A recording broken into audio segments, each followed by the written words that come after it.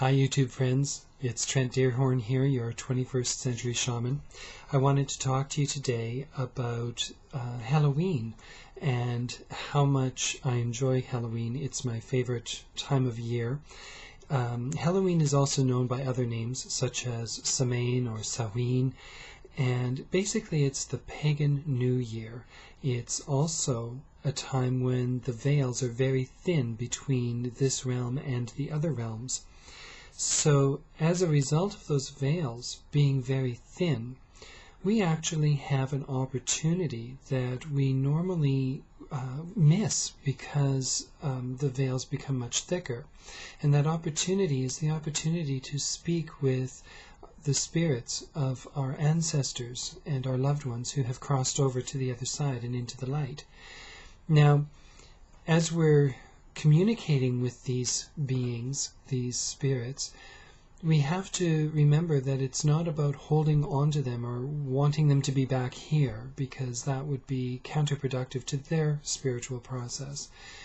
But sometimes it helps to just get the connection going and feel it in the heart and allow yourself to, say goodbye to them if you haven't had an opportunity to before they passed over, or even just to chat with them and maybe even process some of the things that your relationship held when they were here on this side of the veil. Sometimes it's about reconnecting through love, sometimes it's about reconnecting in healing, and so it's very important to allow yourself an opportunity to do that, and this happens to be the perfect time because the veils are thin. The other thing that I like about Samhain is the fact that we are allowed during this time to visit the dark side of our personalities, and to do so in a fun and easy way. The dark side of our personalities and our spirits, that's not about anything evil. That's about something that's mystical, magical, mysterious, and very powerful as an ally if you allow yourself to connect with it. When we connect with the shadow side, we allow ourselves to access much more magical potential than we do normally. So visiting that can look like, dressing up as an axe murderer or something like that. Not that your shadow side is an axe murderer.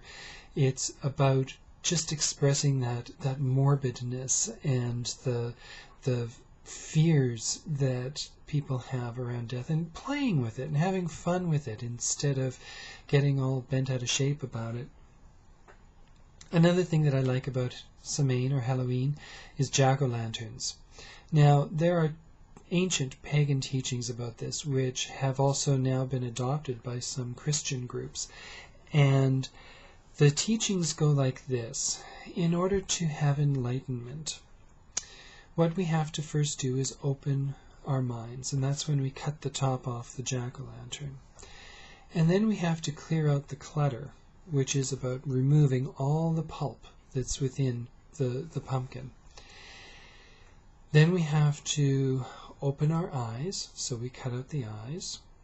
And we then need to open our senses, so we sometimes will cut out a little nose.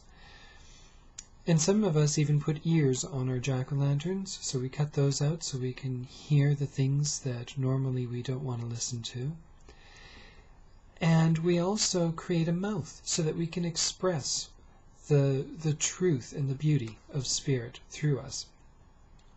Once all this is done, we become illuminated. We place a candle in the jack-o'-lantern or in the pumpkin and allow it to illuminate out to the rest of the world. I love these teachings. This is something that my grandmother taught me when I was wee little, and I've always enjoyed this kind of stuff because it brings a whole other consciousness. And then the jack-o'-lantern can also sometimes look ferocious, and that's because it has to chase away quote-unquote bad spirits. And so it's a perfect thing to have like at your front door or, in your front window, things like that. It does both the illumination and the scaring away of the bad spirits. Evil spirits, do I believe in them? I don't know. I believe in lost spirits. I believe in earthbound spirits that are troubled and need to have help to cross over into the light. Yes, I believe in entities, and some of them have malicious intent. So I guess, yeah, to a certain degree, evil spirits are out there. But I don't like to dwell on that. I prefer to deal with it when it, arrives at my doorstep, so to speak. But I don't obsess about it or anything like that. There are lots of ways in which to vanquish or to cross over spirits that are troublesome. So anyway, I thought I would let you know about the teachings of Samhain and Halloween, and also if any of you happen to be in my area on October 30th, I'm having a drum circle that is celebrating that. So you can contact me and find out what time and where and all of that stuff. Anyway, I hope you have a wonderful Halloween and have lots of fun playing with it. Do your aliases as you need to, and totally have a blast. Blessed be.